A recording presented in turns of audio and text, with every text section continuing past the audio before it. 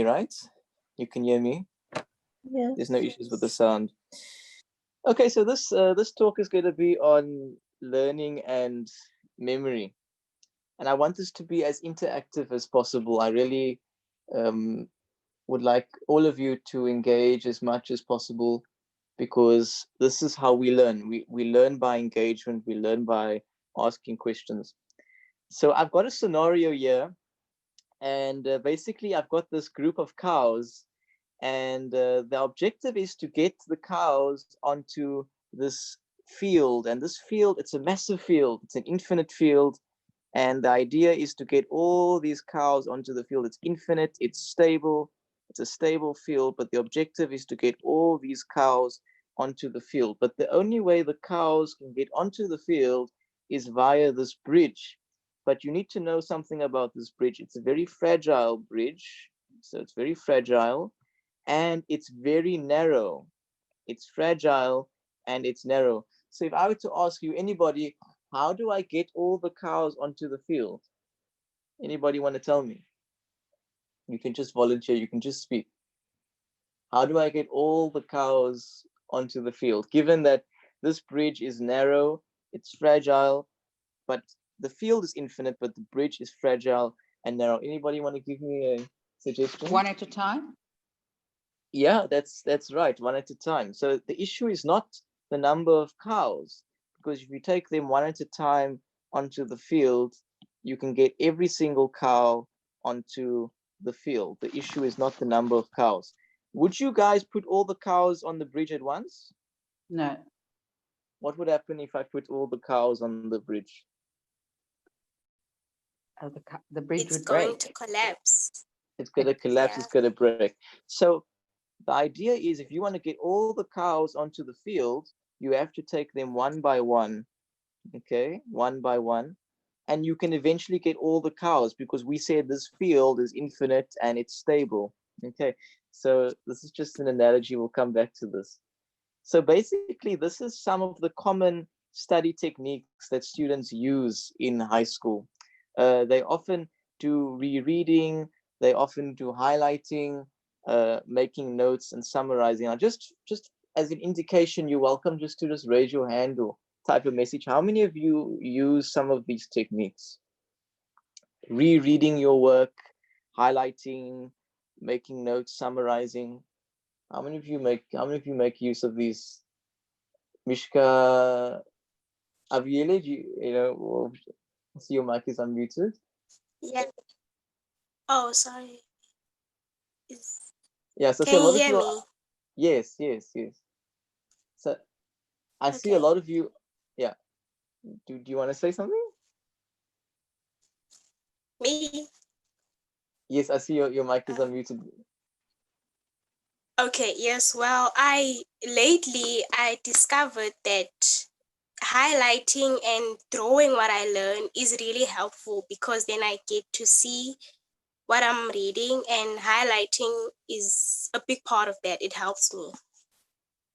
Okay.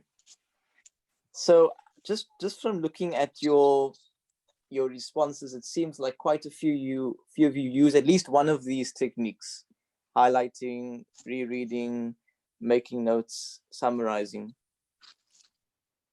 Now, without trying to be too much of a shocker, the scientific evidence has shown us that these three techniques, rereading, highlighting, and making notes and summarizing, are the most ineffective ways of acquiring information. And What? these three techniques, now I know it's probably a shock to many of you to hear that, but scientific evidence has shown that. So why I'm giving this talk is firstly to show you that these techniques that we are so often sort of told to do in school, that scientifically they have been shown to not be the most effective. I'm not saying they're not effective. Some people can benefit from them, but in terms of being the most effective, no, they're not the most effective. So from this presentation, the idea is the idea is to show you what is the most effective ways of acquiring information. So, which is why I want you guys to sort of focus on what we're saying on this talk, because many of us do use these techniques, but scientifically it's been shown that many of these techniques are not the most effective. So I'm here to show you what scientifically has been shown to be the most effective. So let's go on. Your learning journey is a combination of a variety of things.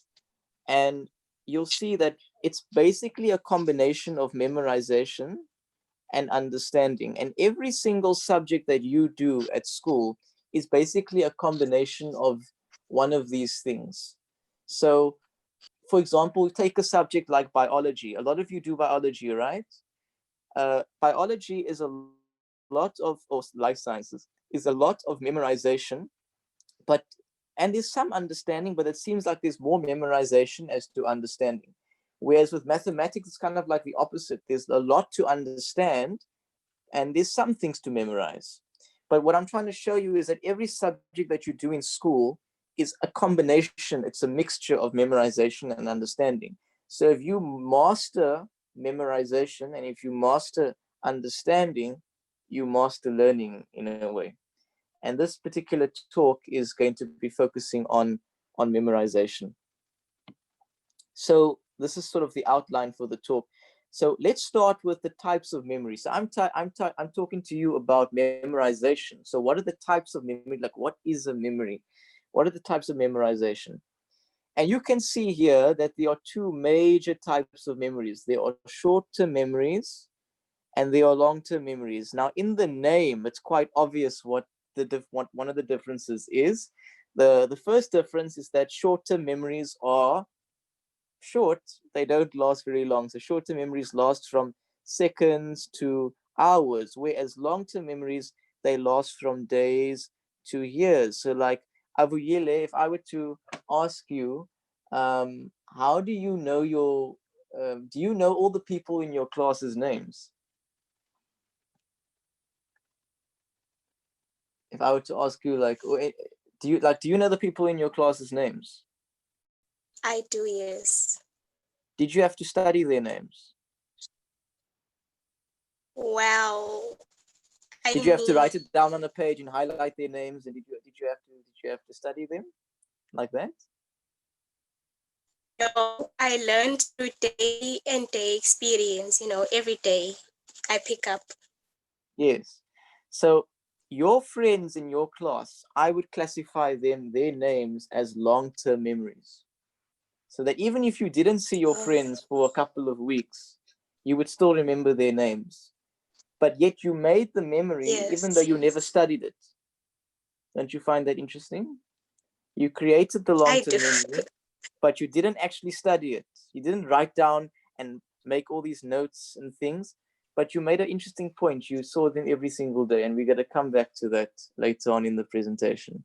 So that's the first difference. The first difference is in the duration of the memory. Short-term memories are short, long-term memories are long.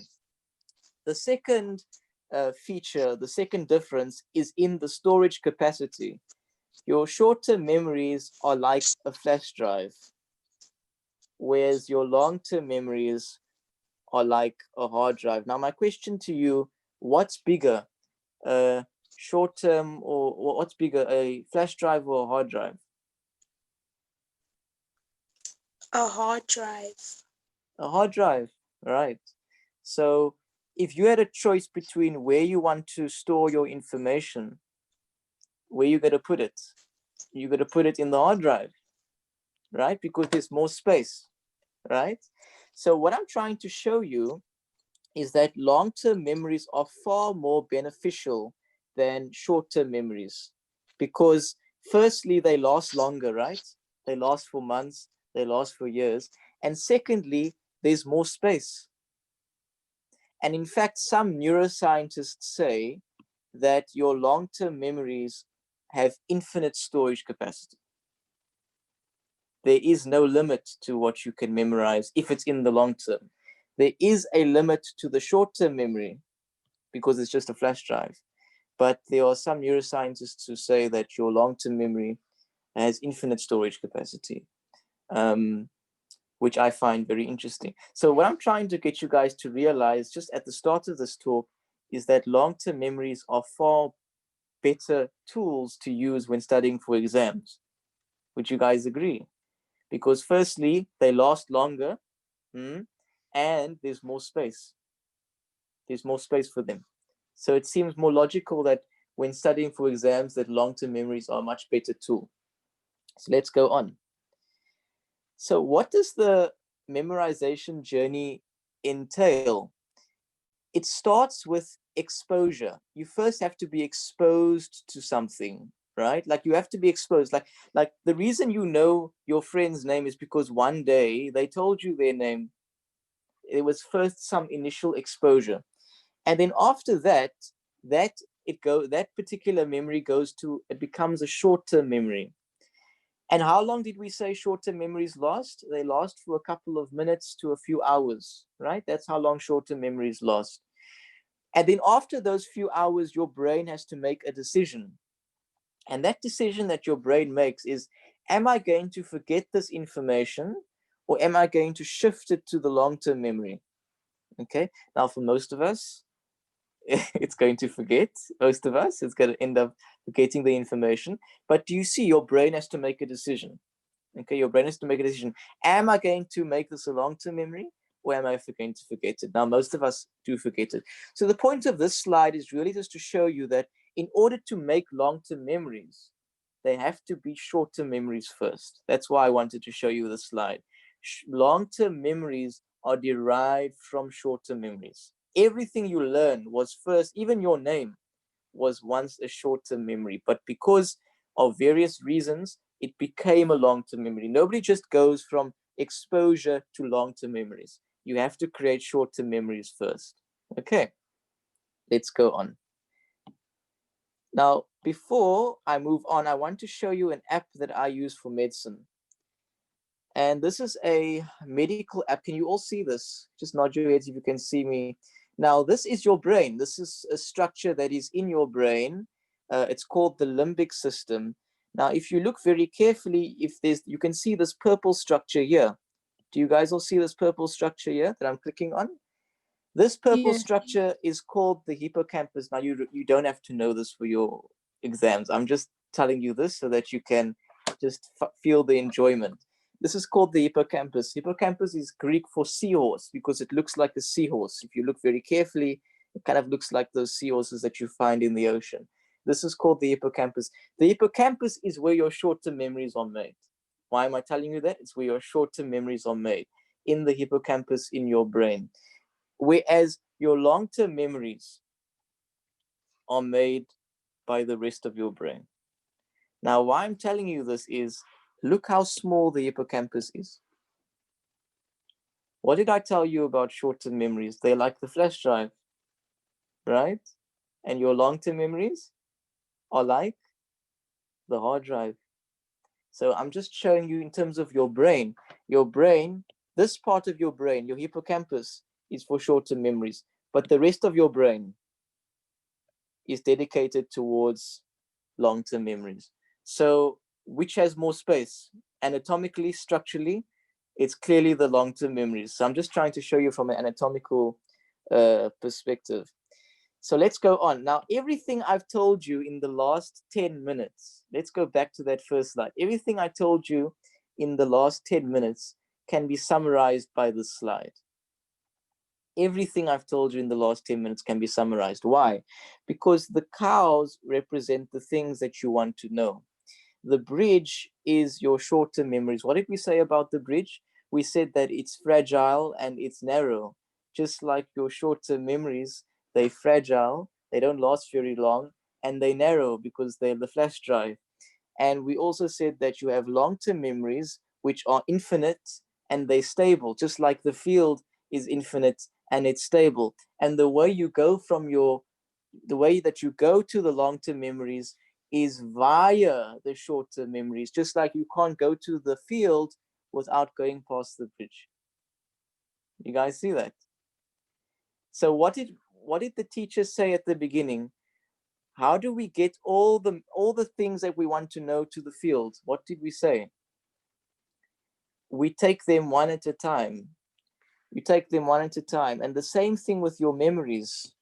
You take them one at a time onto the bridge, which is very fragile, just like your short-term memories are fragile, onto the field, one at a time onto the field. You could get every single cow onto the field. That's what I'm trying to tell you. Every single cow, every single thing that you need to learn as a student, you could get them onto the field. But the problem is most students want to put all the cows onto the bridge the night before the exam. Now, what's going to happen?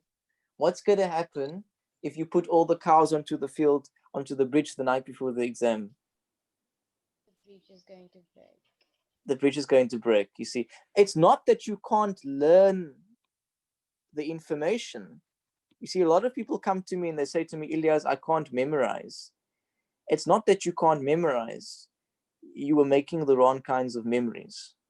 You see, you were making the wrong types of memories.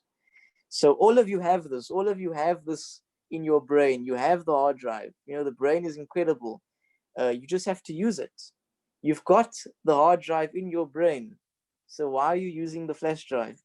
You see, you've got all this space that is available in your brain to learn this information. So make use of it. You've got such amazing things. You have to make use of it. So I hope I've convinced you now that long-term memories are important and you need to try and make them when learning information. Okay. Now that you understand why long-term memories are important, how do you make them? What are the best ways of making long-term memories? Now, just to come and revise with you, I told you guys that these are very common techniques that students use in school. And I told you that scientifically, these have been shown to be the most ineffective ways of learning. And the reason for that, now you're probably asking, like, why are they ineffective? The reason why they are ineffective is because they're not actually making memories. They're not actually actively putting the memories in your brain. Like, I know people, you know, you could make the best study notes, the best exam notes, but you actually have to study them. You can reread as many times as possible, but are you studying the information? Are you actually creating the memory in your brain? You see, so that's why many of these techniques like highlighting, it might, see, I'm not saying highlighting is bad for understanding. Sometimes highlighting can help with understanding, but in terms of the actual memorization process, there are better techniques. And I'm going to show you that now. So what are these techniques? The most important thing is that you have to repeat, you have to repeat, you have to repeat. The way your brain learns long-term memories is via repetition. Now, Aviyile, at the beginning, you told me, I asked you, how did you know the people in your class's names? And you told me it's because you saw them every day. So even though you were not studying, you were not highlighting, you weren't making notes, you were passively learning their names because you saw them every day. And it wasn't an effort, right? It wasn't an effort to learn their names because it was a passive experience. You were consistent.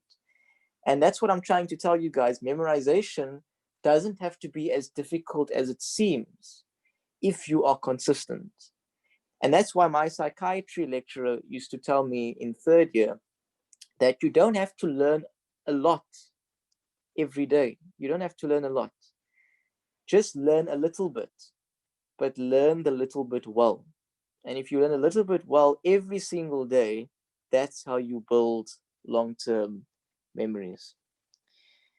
But specifically, what can you guys do? What can you guys do? So basically, this centers around how to repeat information and when to repeat information. And the first technique that I'm going to teach you is called active recall. And the second is called spaced repetition.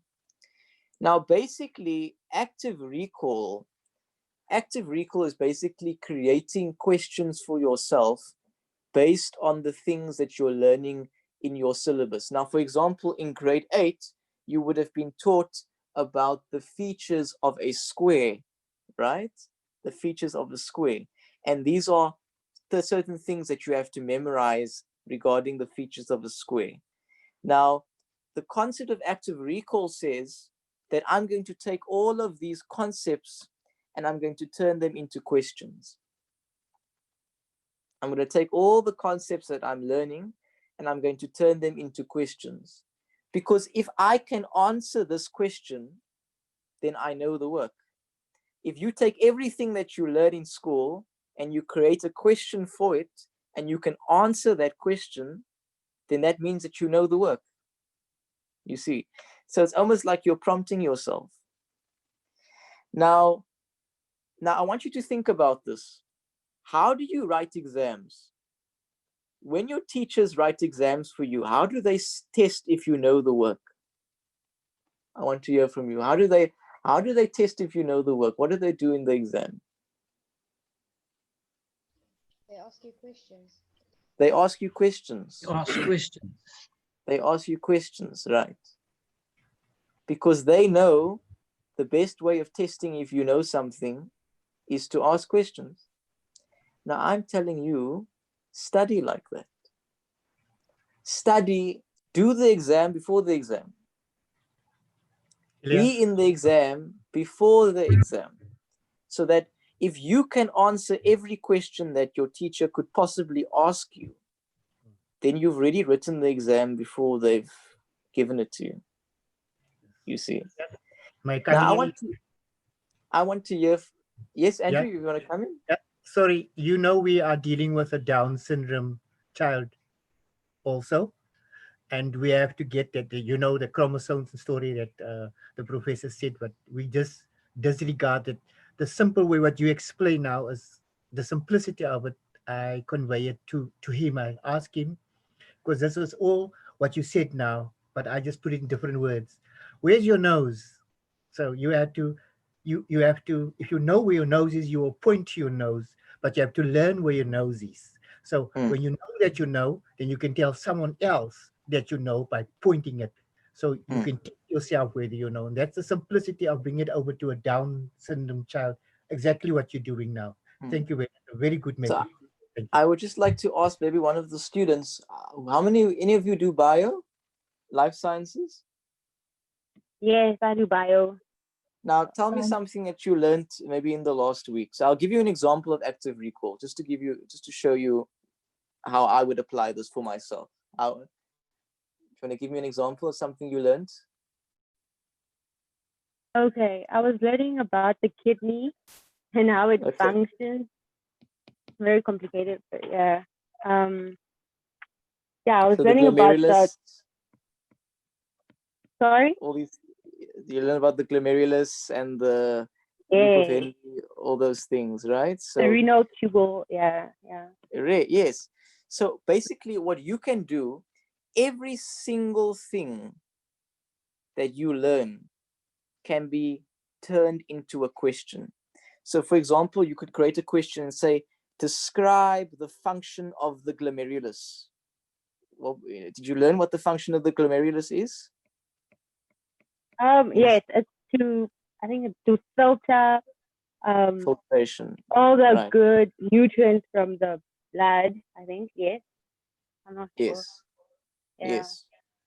So do you see how you can take everything that you're learning and you can create a question out of it? And if you can answer every question correctly, that means you know the work. Do you guys see that? Does it make sense? I see. Maybe let's take another example. The endocrine, okay, people say the endocrine system, the cerebrum. Okay, Reed mentioned the cerebrum. Now, of course, maybe let's just go back to the app. The cerebrum, for those of you who don't do bio, is this particular region. No, let's just go back there, of the brain. This is the cerebrum. Now, you were saying that the cerebrum is involved in voluntary function. So a question, Reed, that I could create is describe the function of the cerebrum, or list the function of the cerebrum. What's the function of the cerebellum? What's the function of the basal nuclei? I'm not sure if you guys do that. What is the function of the medulla in the brainstem? So everything that you learn, you can convert this into a question. Does anybody want to give me an example of anything else that they've learned before we move on? Ilyaas, I just have a question at this stage. You might be Sure. talking about this. But at this stage of the memory exercise, would the learner be writing down the question, or would they simply be verbalizing the question? I think doing both. So for me, I like to talk out loud and to read out loud. So I actually do mention this at the end, that if you read out loud, you're actually using 2 of your senses. Okay. Why? Because if you read out loud, you're using your eyes and you're using your ears. So you're using Okay. 2 of your senses at the same time. Which and the science shows us that if you use more senses, it tends to increase your memorizing capability. So I see Reed has put the madala and the function. So for example, Reed, if you created a question that said, what is the function of the madala? And you're able to answer that question, that means you know the work. You see, as opposed to just reading it. You see, the reading doesn't mean that you know it. That's the problem with these techniques. Highlighting does not test, do you know the work? Reading does not test, do I know the work? Making notes does not test, do I know the work? Because if that was the case, then your teachers would have given you that exercise in the exam. The way they test if you know it is by asking you questions. So what I'm saying is, if you can create questions as your study method, and you can answer all those questions, and if all those questions are related to the work that you're doing, and you can answer all of them correctly, then you know what you're doing. If you can answer all the possible questions you could be asked by your teacher, then no question in the exam will surprise you. Okay? Is everybody clear on that before we move on?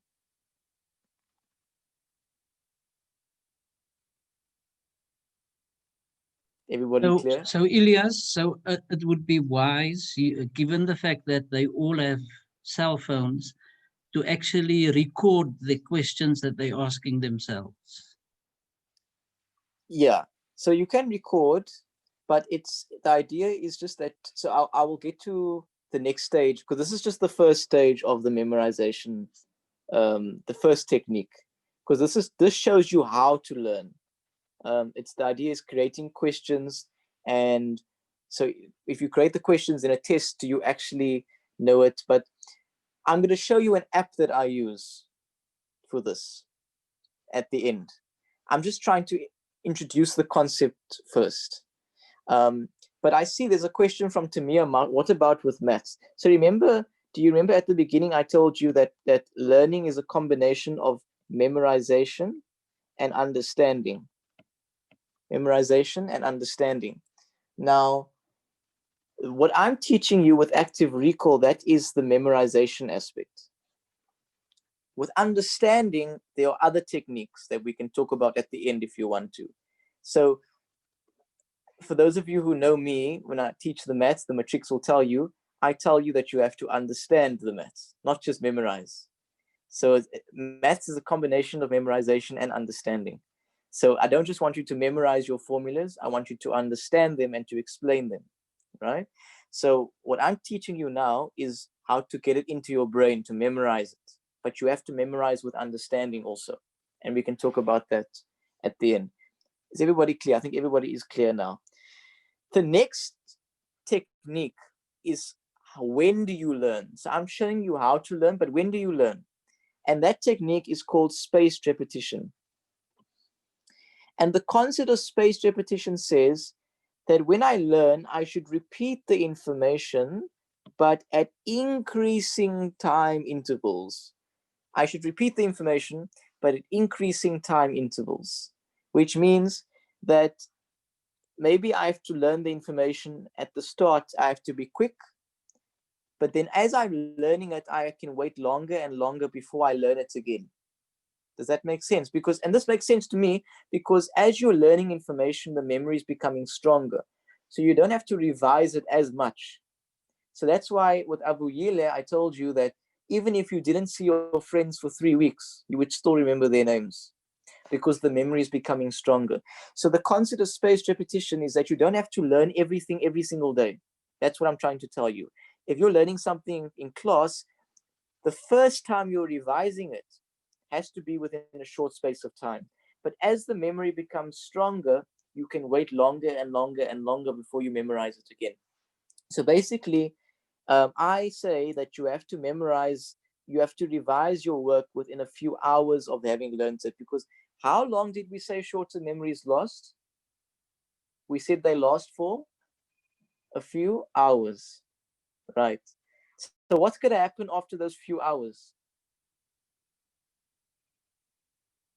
What did we say? After the few hours, you're going to forget. So that's why you have to revise your work within a few hours of having learned it, so that you don't forget. And that's why I say, when you come home, revise what you did on that day.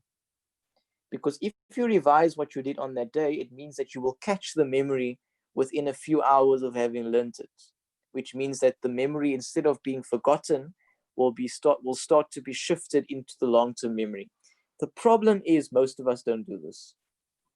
Most of us wait until a week or 2 weeks later before we start learning.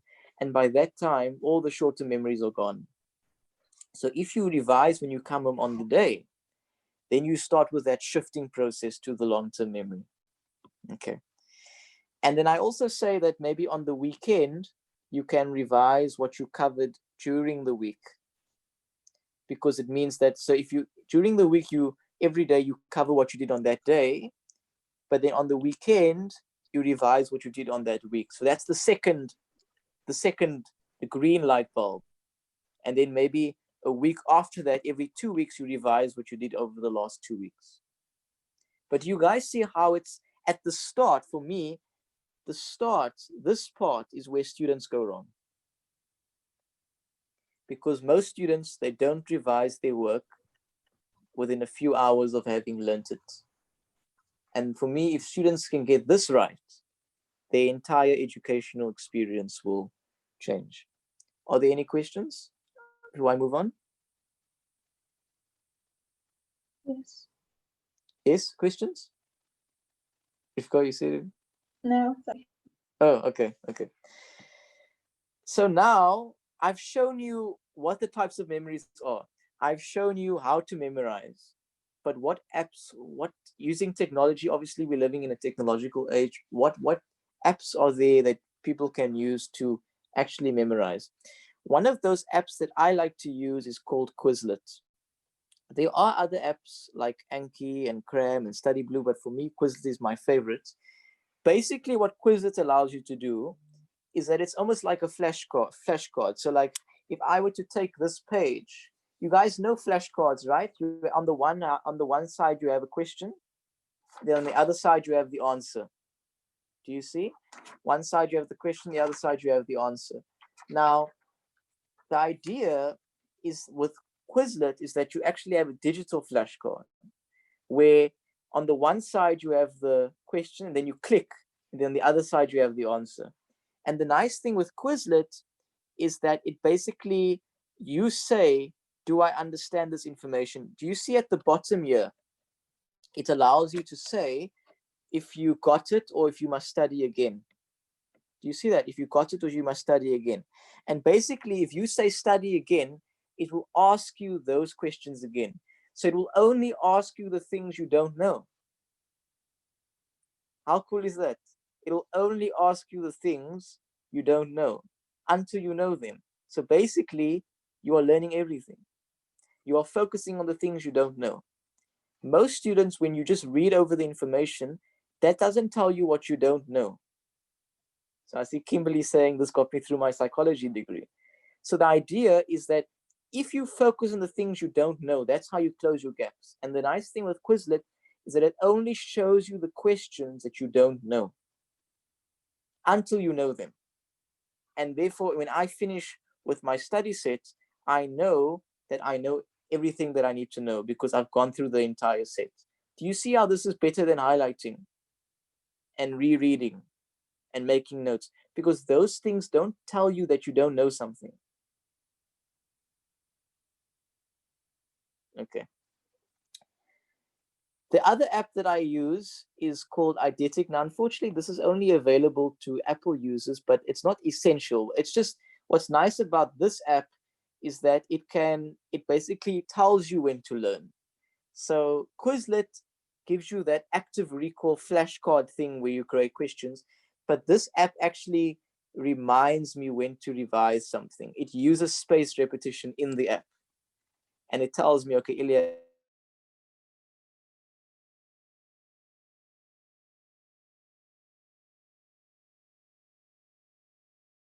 Ilyaas, I think you're muted.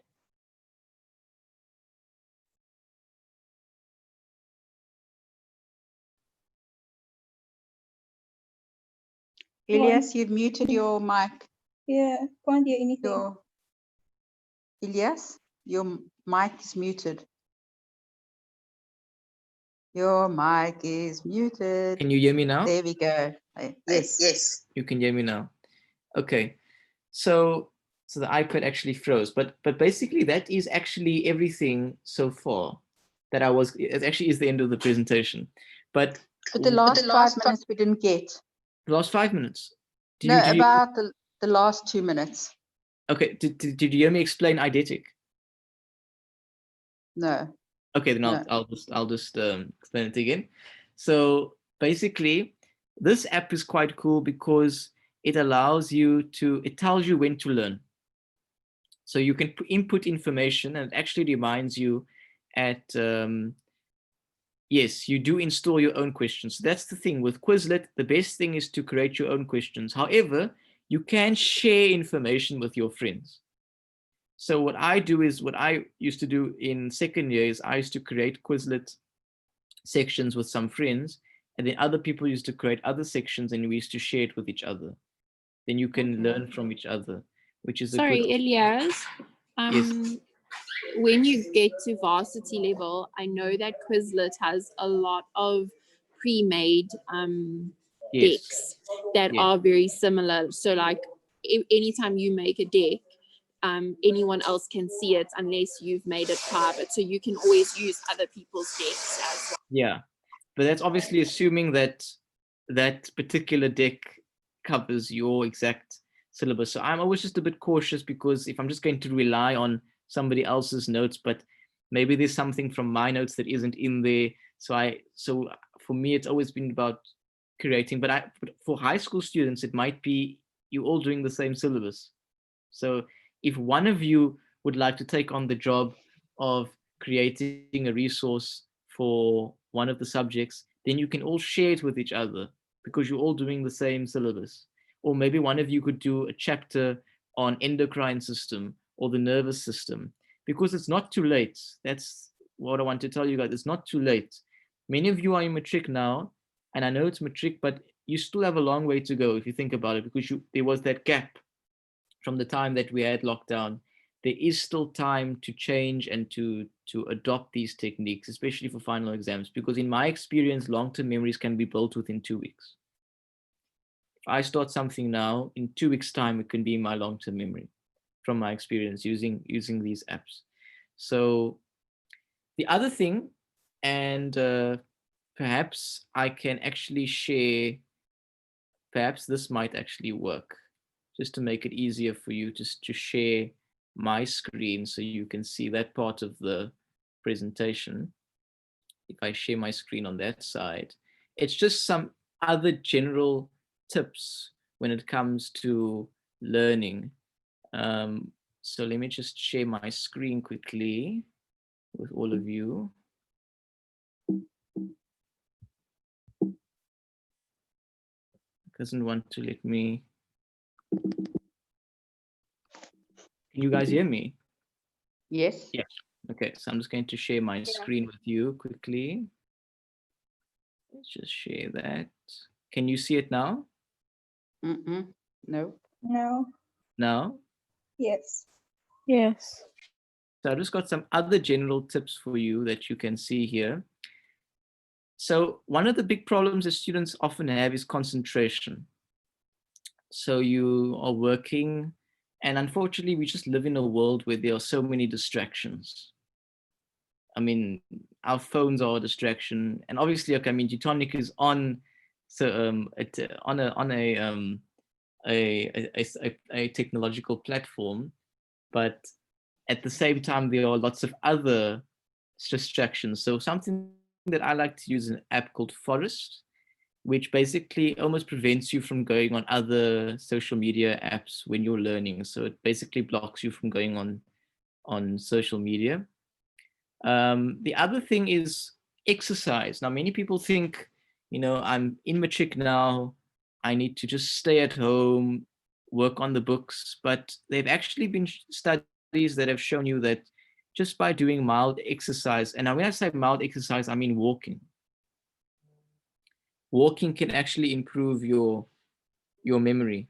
So in fact, remember when I showed you that diagram of the hippocampus? They actually showed that by doing exercise, it makes new neurons in your brain. Now, for the bio students, were you taught something about neurons being fixed? Did they ever teach you that? The bio students? No. Did they say something about like neurons being constant? Don't think so. Constant? Or like being fixed, or like they don't change? They say something about that. No. Okay, so that's good because when I was in high school, they used to teach me that the number of neurons in your brain are constant. But recent evidence has shown that your brain can actually make new brain cells. And one of the ways that it can do this is by exercise. So by exercising, just by walking, you can improve your memory, because where these new brain cells are made is in the hippocampus, which is where you make short-term memories. The other thing is you can use mnemonics. So if you have a long list to remember, you can choose certain letters at the start of each word and then create a new word. Does everybody know what I'm talking about, these mnemonics? Yes. The other thing is, which Mrs. Sakoti mentioned earlier, was using multiple senses, thinking out loud, not the song, but using multiple senses. So if you read something out loud, you're using your eyes because you're reading, but you're also using your ears, using multiple senses. Soothing music can help. Alpha waves, that's a topic on its own. I'm guilty of this, but try to avoid studying in your room, because the problem is when you're in your room, when you think of your room, you think of sleep, you think of relaxation. Whereas when you're in a separate room, you can associate that room with just studying and focusing, and you don't have. I mean, if you've got your bed right next to you, it's not really ideal. But obviously, everybody has their own circumstances, so this is just something. It's a benefit, but it's not a must. The other thing is to form study groups, and I told you guys, if you create these quizzes together on Quizlet, you can share it with one another, and you can all benefit. And the last thing I say is be ahead of your class. Don't be with your class. Be ahead of your class, not with your class.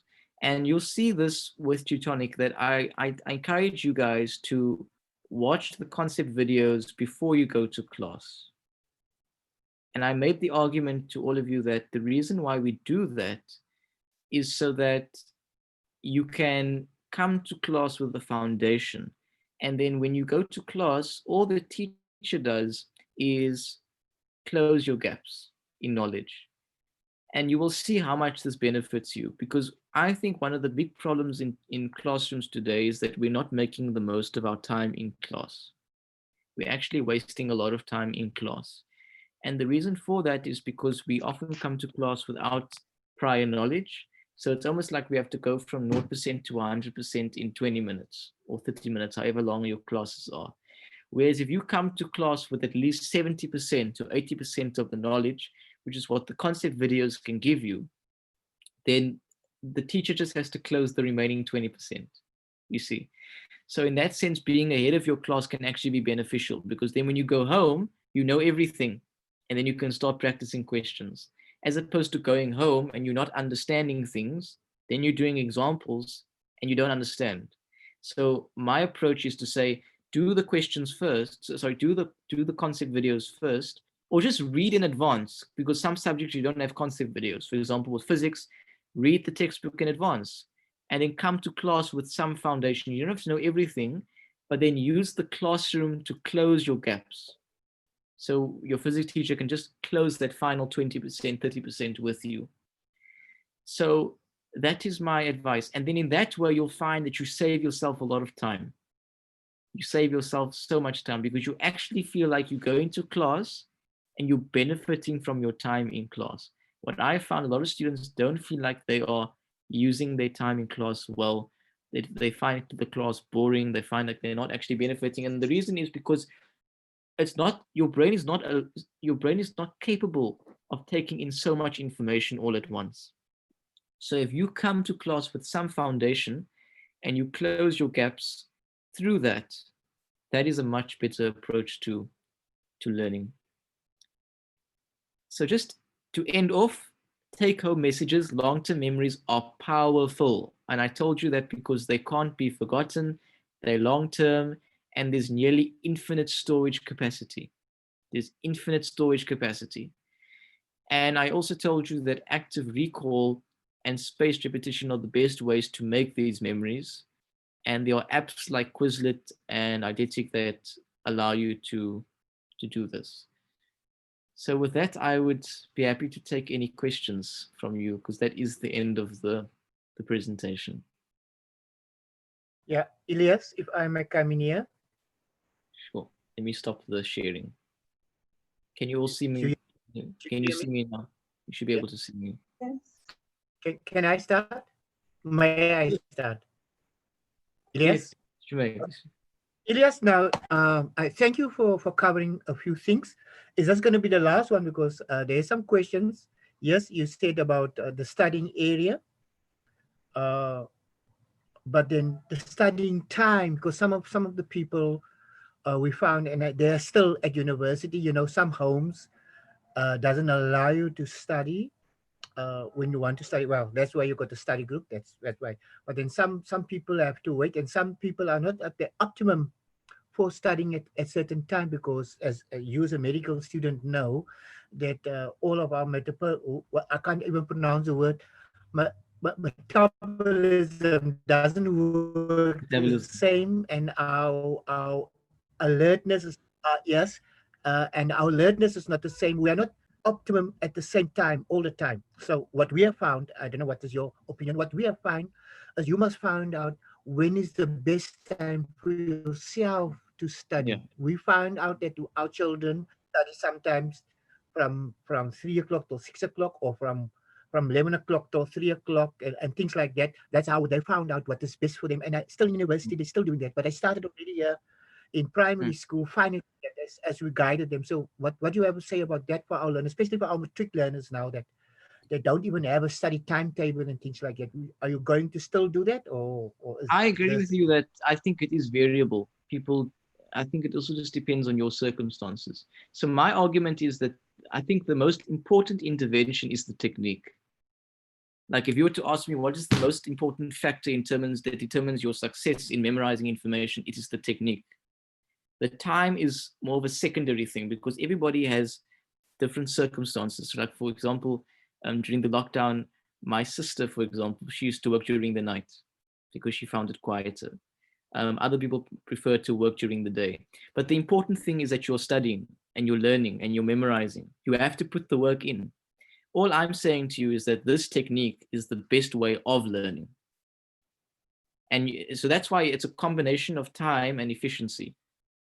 So some people want to spend a lot of time studying, but they're not efficient. Other people maybe are efficient with their time, but they're not spending a lot of time on studying. You have to put in the work. You have to put in the time, right? So what I'm saying is you have to put in the time, but be efficient in that time. And the best way to be efficient is to use these techniques. I see there is a question about learning languages. I would, so for me, I did Arabic last year, and I found using Eidetic and Quizlet helped with learning the vocabs very well. Vocabulary, Quizlet, very, very helpful. And the nice thing is that you create these vocabularies gradually. You gradually create these vocabularies, and what you'll find is that you can, even if you have a friend, you guys can all just contribute to that vocabulary list together. But the idea is that it's a gradual thing. Don't just put 100 words into Quizlet and then start memorizing it. No, do 10 words a day or 5 words a day. And that's because remember, if you're putting 100 words on Quizlet, then you're putting the cows on the bridge, all those cows on the bridge, right? And we said if you put all the cows on the bridge is going to break. So rather put a few cows, 1 cow at a time, and then shift it onto the bridge. Avile says, in terms of maths, reading the concepts out loud will help too. In terms of memorization. So the thing is, maths, you have to understand maths, but you also have to memorize it. You have to memorize and understand. For example, like I would actually argue that with your formulas, memorize your theorems, but also understand them. So do both. So like for me, I can list the formulas, I can list the theorems for you, cyclic quads, what are the 3 features of a cyclic quad, but I can also explain it to you. So for me, that is the best thing, because you have the list in your brain, the 3 concepts, but I can also explain it to you. Whereas if you just know how to explain it and it's not structured in your brain, that's also a bit problematic. So I argue that you have to do both. So maybe what you could do is, for Quizlet, put some of your theorems there. So maybe make the question, list the 3 cyclic quad theorems, you see, or list the 3 Tankor theorems, and that the answer is the Tankor. But you also have to understand it, right? You can't just memorize it. So where does the understanding come from? I would say from the concept videos. So the concept videos are there to help you understand the work, but the actual memorization, you can maybe use an app like Quizlet for that. Can I say something? Can I ask a question? Yes. I want you guys to, the presentation is over, so you can raise your hand, you can send a message, and you can ask any question that you have. Okay, so with you saying that you need to understand the maths, I totally agree with that. So my maths teacher told me something once, and it kind of bothers me because he says that you don't need to understand the maths. You just need to know what to do. And me, being the learner that I am, I cannot continue with certain work until I understand it. But now my maths teacher says you don't need to understand the maths. You just need to know what to do. So that's kind of a problem. Does it make sense to you? So it does not make sense to me, because maths is a language, and a language is not just meant to be memorized, it's meant to be understood. The problem is what many students do, and I actually would like to bring in the teachers after this, because I'm not a teacher myself. I would love to hear from the teachers, Mr. Sakoti and Ms. Roberts, just to talk to us about that. But from my experience, when it comes to mathematics, if you look at the questions that we do in the live sessions, many of them you can't answer just by memorization. You have to understand. And for me, the understanding is actually what makes maths fun.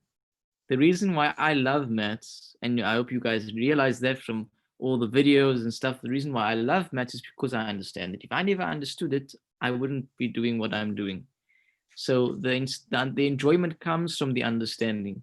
And also what you'll find is that in general, understanding is a key that will benefit you at university as well. So when it comes to medicine, you can memorize, but the understanding complements the memorization. So what I found is that if you understand something, memorizing it becomes easier. And if you've memorized something, the understanding also becomes easier.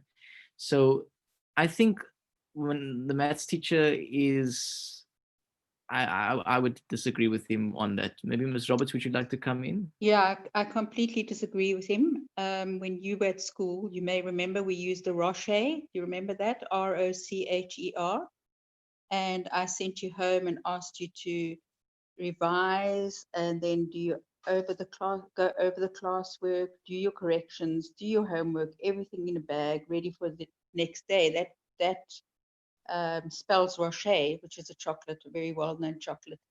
And without understanding the work, you're creating gaps in the wall, which is going to collapse eventually in about the end of grade 9, beginning of grade 10. You cannot carry on if you don't know the basics. The may even be earlier, grade 4, fractions, grade 5, whatever. You have to have everything in place there to be able to understand things later. If perhaps you're having problems with fractions now, it may be that you had a gap in grade 4 or grade 5. And without understanding maths, you don't enjoy it as much as Ilyaas says. He loves his maths, and that is because he understands it. I would ask Mrs. Sakoti if you want to come in just to say a few words about that question. Yeah, no, I totally agree with Angie. But I'm trying to understand also what it is that the teacher may possibly have meant. As you know, I don't necessarily teach mathematics.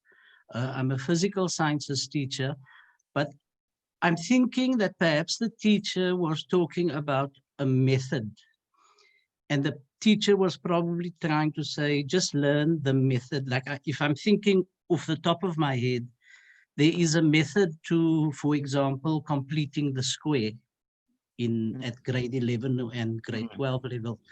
So I'm thinking that perhaps the teacher was saying, just learn the method of what it is. In other words, which is also not making the child understand why it is that you have to complete the square. So I totally agree with you and Angie that the understanding, whether it is in physical sciences or whether it is in mathematics, they are essential to making progress in the subject. Thank you. Andrew Koopman, would you like to say something?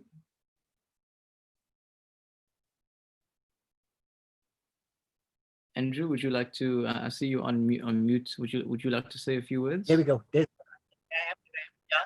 Yes. No, thank you, Ilyaas.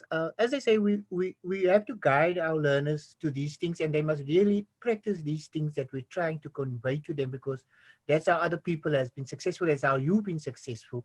And if they really take it in, there would be no problem. And then I guarantee, because that's what we've been doing in our study group, 100%. You should know 100%, because if we ask you simple questions, where's your nose, where's your ears, you couldn't know that before 1 year. Well, I got children that has known that before 1 year old, but then you know it forever, because you don't have what we try to teach you.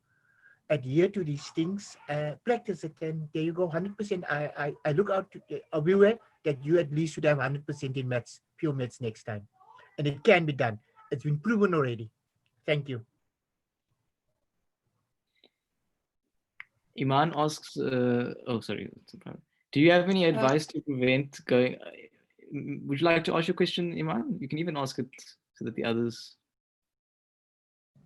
That's okay. Okay, so do you have any advice to prevent going blank during exams? So you've studied everything thoroughly, but can't recall it as soon as the exam hits. So for me, the best intervention is to have it in your long-term memory. Because remember, so what's important to understand is that long-term memories are different to short-term memories. And I told you that they're different because the long-term memories are longer. They last for hours to months to years. And there's more space for them, right? There's more space. But the third difference I didn't tell you is in terms of forgetting. So if you forget, if I give you my phone number and maybe you remember it now, but if you were to forget my phone number, you won't remember it again.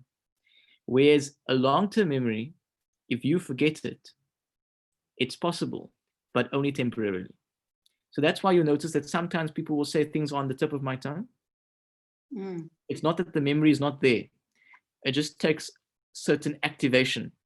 So if you study how memories are formed, you'll realize that long-term memories actually change your brain. There's a structural change in your brain. So that's why they can't be forgotten. Short-term memories, for those of you who do life sciences will learn that it's just neurotransmitters that are sent between presynaptic and postsynaptic neurons. So if you stop firing those neurotransmitters, then the memory is gone. Whereas long-term memory is a structural change.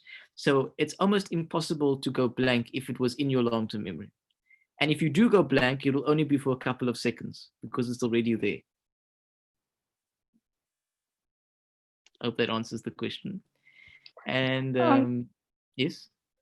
Ilyaas? Iman, you can.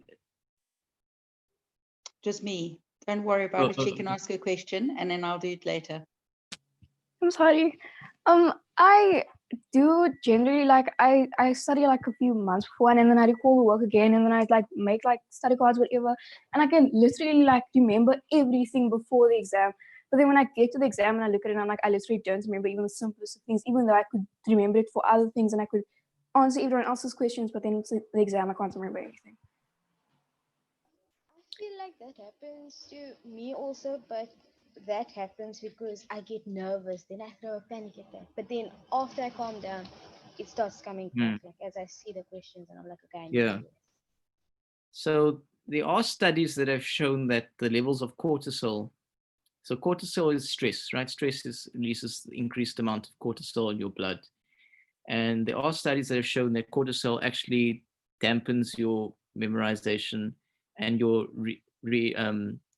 recall ability. So I think that Nafisa does make a good point that, do you find that you're very stressed in the exam, Iman? Or are you quite nervous? Yeah, the only time that happened to me was for 2 bio exams, and it was because I studied more than I ever had before. So I think that made me super nervous to do well. So yeah, I think if you, I want you to try this technique, especially with the Quizlet, and make it a gradual thing, so that you can, it's a gradual thing and you have everything there. Because what I noticed, a lot of people do start months in advance, but it was maybe just months in advance. And between those few months and the exam, was it a consistent process? Because I'm telling you that you can develop a long-term memory in 2 weeks. But it needs to be, the timing is so important. The timing is so important because if you just learn something in class now and you don't revise it in a couple of hours, it's going to be gone. So I would say that if you follow the spaced repetition algorithm, so if you use an app like Eidetic or Quizlet on a daily basis, so what I try to do at the beginning of this year is every day before I go to campus, record it and actually just revise. Another thing that I've done is that I've recorded myself speaking. So when if I were to be driving, instead of listening to music, I would listen to myself saying the concepts that I need to know. So that even though I'm not actually listening, it's in the background. So my brain is learning, but I'm not necessarily, because remember, Ayuvilia's example was that she was not studying the names consciously, but subconsciously she was studying because she was exposed. So just that idea of exposure is what is so important. It's the exposure, constant exposure that you need. So whether it's recording yourself and listen to yourself saying it over and over again, you just need to be exposed. And this is possible. As a Muslim, you'll know that a lot of Muslims memorize the Quran. And the Quran is 800 pages, right? 848, some versions. How do they do that? Do they do it in 1 day? Is it in 2 days? No, many of them take 2 years, 1.5 to 2.5 years. But it's consistency. It's constant exposure. And what you'll realize is that as you are memorizing, so that's why I say you have to memorize every day, because then your brain starts to change. You have to memorize every day. Specific advice for accounting, I would say, again, break it up into memorization and understanding. Ask myself, what are the things I need to understand and what are the things that I need to memorize? And the things that you need to memorize, put it on Quizlet. And the things you need to understand, go to the textbook, create. So there's an app that I use called Simple Mind. I don't know if you guys know about Simple Mind. Have you heard of Simple Mind before? No. So Simple Mind is a mind map app. In fact, I can just show you. So I used it in medicine. And the idea was that, because I think one of the big problems in subjects like biology and accounting is that it can be difficult to see the big picture. So it's so important in maths and all these subjects to be able to see the big picture. That's why we created the concept map in that way, so that you can see the big picture. So the nice thing with mind maps is that it enables you to almost see the big picture. So when you're doing something, if it's a difficult concept, whether it's the kidney, I would recommend that you use Simple Mind. I'll even type it to the group. Simple Mind, so that you can, it does cost 100 Rand, but it's once off.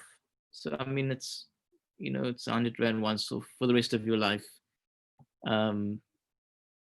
Yeah, so I really recommend that app, because so you can see, I'll just show you, I use it in medicine a lot.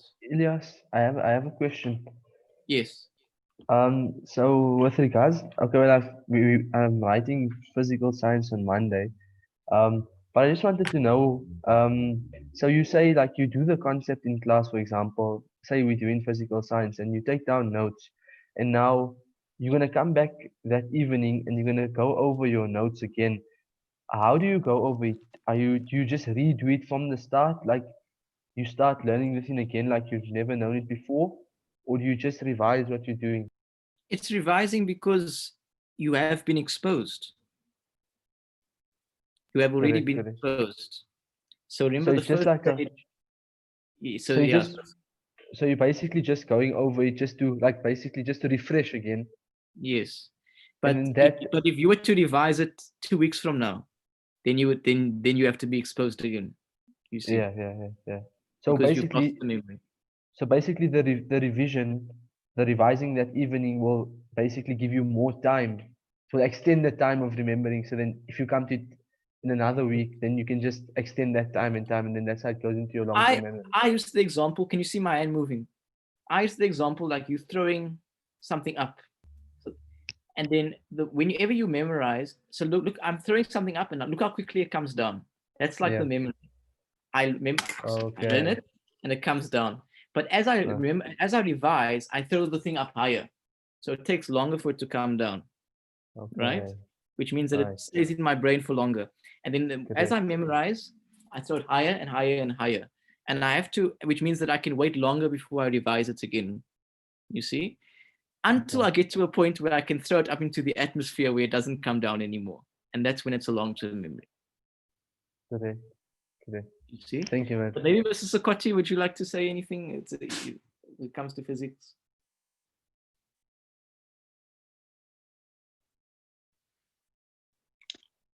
Ilyaas, can I ask you something? Yes, sure. Mr. Scott, if you are, Robert, you can start. Yeah.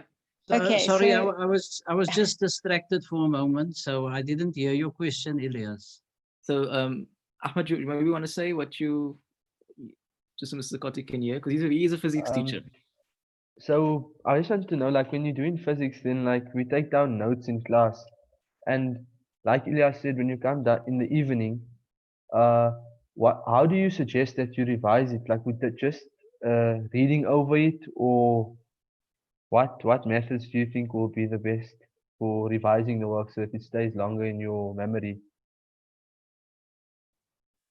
Okay, besides going over the notes, and it depends on whether you have been given notes by the teacher or whether you have to prepare your own notes. I would also consolidate that with information in the textbook that you might have. But then what becomes very important is to be able to apply that knowledge. And the way you apply it, the application is through working through past exam type questions or questions that you might have been given for homework, because that is going to test whether you have understood the concepts that you are trying to retain in your memory. Yeah, okay, that makes sense. That makes perfect sense. And like the maths equivalent of that is that it's like, is the concept quiz in a way, because the concept quiz was designed to see, do you understand the concept videos? So you must always do the concept quiz before you even go on to the past paper questions. Ms. Roberts, you wanted to say something? Yes, I just wanted to mention that for the maths concepts, such as when we're doing measurement, and we want to explain liquids, say, for example, milliliters, liters, whatever, you also need experiential learning, where the child has hands-on, he stands in the kitchen and he measures certain things.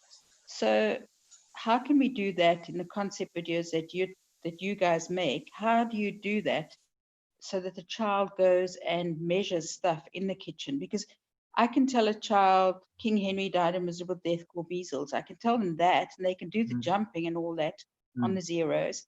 But do they actually understand? I've got children who come to me and they get milliliters mixed up with kiloliters because they don't actually understand. Yeah. And with distance, it's the same. I say to the guy, well, if you ran the Comrades Marathon, you're doing nearly 100 kilometers. And then if you run around the Common, you're doing 2.2 kilometers, but they still don't understand. You know what I'm saying? Yes. So yeah, that's why I say that, with Teutonics videos, the concept videos, it was never meant to replace the teaching environment. It was merely to serve to complement. So these experiments, these experiences, especially in a subject like physics, where you need to do these experiments. Exactly. You have to do them. A video can't replace that, unfortunately.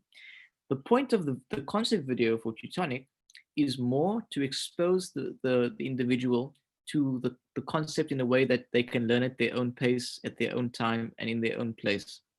So that when they go to class, they have some grounding that you as a teacher can now latch onto and close their gaps. Because what I've noticed for teachers, it's very difficult for teachers to communicate everything in one lesson.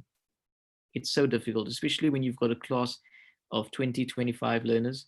So that's why I make the argument that as teachers, if you can give these videos or a textbook to read, a chapter to read, so that the students come to class with something, and you take that and you enhance the understanding, you teach them to apply that knowledge through experiential learning. I think that's where Teutonic fits into the classroom. So the concept videos on its own, I would argue, is not enough. It needs to be complemented with hands-on experience, especially in subjects like physics. But at the same time, if you just have this classroom didactic environment where you just go into class knowing nothing, you come home knowing less maybe than what you came to class with, that's causing problems. So I think where the concept videos fit in is that it helps to enhance the classroom experience by giving you tools so that when you go to class, you can close those gaps. Thanks. Now, Amaro said, is it normal if some of us take a bit longer to memorize? 100%. So I actually classify myself as a slow memorizer. And I know I'm studying medicine, but I would classify myself as somebody who has a slightly weaker short-term memory. Because I know some of my peers who, if you were to give them something to memorize, they would memorize it much faster than me, which is why I was forced to learn the long-term memory approach perhaps earlier than some people. So what you'll realize is that everybody has that situation with the cows, the bridge, and the field. However, some people's bridges are different. Some people have wider bridges, some people's bridges are stronger, but at the end of the day, it's still a bridge. It's still a flash drive. You see, some people might have 4 gigs, some people might have 8 gigs, but it's still nothing compared to your long-term memory. So this technique will work for 99% of students, but you just have to realize that and trust the process, that this process of active recall, asking yourself questions, has scientifically been shown to be the best way of learning information. Avuyile has a question about physical sciences. What is the problem when you summarize your work, you seem to understand it, but when it comes to application, you struggle? Zikoti, would you like to look at that one? It's a physical. Yeah, I'm trying to understand if it is struggling to understand the question. Is it the issue of the language being used in the question, the terminology being used in the question? And if it is that, then it would simply mean having to expose yourself to more of those types of questions so that you, again, like you said, familiarize yourself with it. But the important thing is, did you really understand the concept? Because if it is that you did understand the concept, then it should be easier to apply it to whatever the question might be. So I'm wondering whether the learner is perhaps saying that it is the language being used in the question, the terminology being used in the question that throws the learner. And that would imply that you did not necessarily understand the terminology as used in the initial understanding. Yule, would you like to respond? I know you asked the question. Yes. Thank you. Can everyone hear me? Can you hear me? Yes. Okay, well, sir, the problem is that when I go through my summaries, I try to understand the work. And when I do the summaries, I get an idea of the work. But when it comes to applying it, the way the question is structured and the information they give us throws me off, because the terminology it's kind of confusing, because then I get the information confused and I don't know exactly what they're asking for. And this is my problem every time with physical sciences.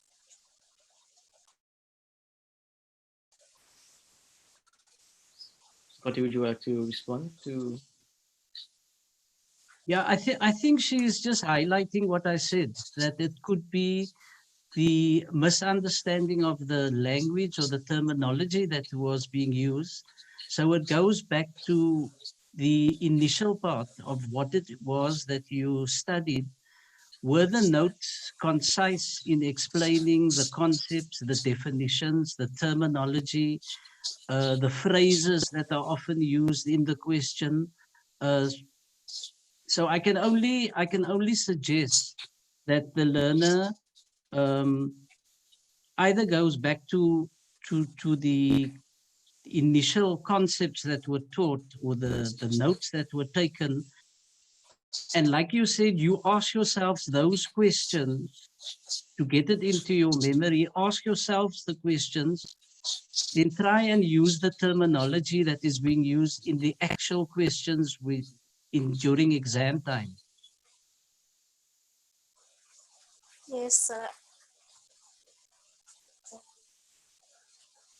Ilyaas, if I can just say something on that matter, I noticed with me personally, in some cases in physical science, I would, after I understand the concept, I would go over questions from different past papers, even from different provinces, because if of the same topic, because if they are asking questions, they can't ask a complete different question. It's more or less the same thing they're asking, but in different words. So I noticed when I understand what they're asking from in different, even if they're asking it in different ways, if you get the gist of what they're asking, it helps like in a big way of answering the question. So that's why you see in Teutonic algorithm that once you've understood the concept and you've gone through the quiz, the next stage is the practicing of questions. And the nice thing is that you've got an entire bank of 400 questions to work through that have been asked by students from different provinces, so that you get to be exposed to a wide variety of questions so that you can stretch yourself. Because what you'll notice, and I show this to the students every week in the live sessions, when we're answering questions in exams, same thing with physics, the concepts are not changing. It's exactly the same concept, cos rule, sine rule, they're not changing. What changes is how you're applying it. So you first have to be comfortable with the concept before you experiment in terms of how you apply it. But so that's why you have to learn the concepts first and then go through the questions. Don't do the questions first, because I noticed a lot of people do the questions first, all the past papers, but the past papers are testing application. But you can't apply if you haven't covered the core knowledge in the first place. And for Teutonic, we provide that core knowledge in the form of the concept videos. Are there any other questions? We are a bit over time. I didn't expect it to be, but it's good that we're having this discussion. It's always the best part of it. Are there any other last questions that students would like to ask? I just wanted to know, so for subjects like maths and physics and stuff like that, the questions work, right? But I have this problem with art where when the exam comes, we're given about 5 questions and it's worth 150 marks. So then I can't break it down into smaller questions. Otherwise, I won't be covering any content. And then I'm left with a case where I just have to learn everything. And I can't break it down into questions because the questions are almost all the same. What do you mean they are? Are you saying it's a long answer? Yeah, every answer is about, I don't know how many marks, 25. So yeah, I think, Ilyaas, it's like an essay type question, is it not? Yeah. But I would argue that even with the essay type questions, you still have a structure to them, right? So when you write the essay, you will start with a particular concept, because basically in those essays, you're explaining particular ideas and concepts. So what I would say is if you could break down those individual concepts into individual questions and have synthesis and have flow. So like what I used to do in matric is that before I even wrote the essay, I used to write a skeleton. And in that skeleton, I used to list core things that I want to talk about. So like keywords, when you're giving a presentation, keywords. And then each paragraph, I would just expand on that.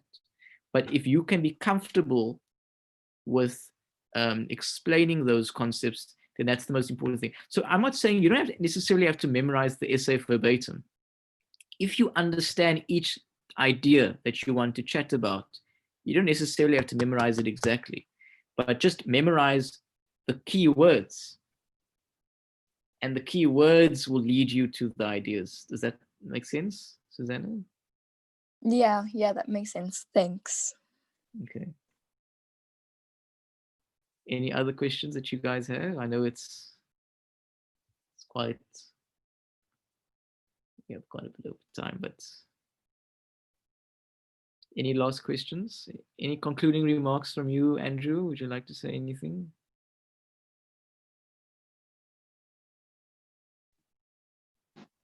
Just a thank you to you, Ilyaas, for the presentation.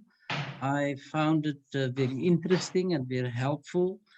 And I think a number of my learners have come on board a bit late, but they have tuned into the session as well. So thank you very much. The session is recorded on YouTube. So if you want to visit it at a previous stage, you are able to. I will give you guys the link so that you can see if you want to go back to it at a later stage. Yes, Ilyaas, I would definitely want that for my learners. All of our learners are not so not data friendly. They don't, might not have data, so that I will download it and give it to them. Because you're basically telling them, reinforcing what they've been taught all these years in a different way and more, better than maybe I did it. So thank you for that. I will definitely play it alongside, and please inform us if and when you're going to have another meeting, so that we have joined another group. So we extended your details to them. My time, my future in KwaZulu-Natal. They wanted to listen. I think they came in late, but so that we can send them the video or just send a link to them for the video. Thank you very, very much. And I'm proud of the learners that joined, and thank you to the teachers also. Mr. Roberts, anything that you would like to add, ma'am? No, I have already said thank you very much. I'm very impressed, Ilyaas, and all the best for your studies. Okay, and I see there's a lot of question about time management. I think that will be something that we will focus on coming up soon. That will probably be a future workshop. And also, you know, what I really want is for you guys, if you have ideas of workshops that you would like us to organize, please tell us, because, you know, these workshops are for you guys. So if you have things that you think would be beneficial to the wider community, please tell us, because we've got expertise. You see, today we have teachers, physics teachers, organizers of study groups. So you are very privileged to have a wide variety, and there's a lot of people involved in Teutonics that can share their experience. So having these workshops are very powerful. And if there aren't any other questions, just to thank you for your time, and I hope that you all have a wonderful weekend further. Thanks, Ilyaas. Okay, see you.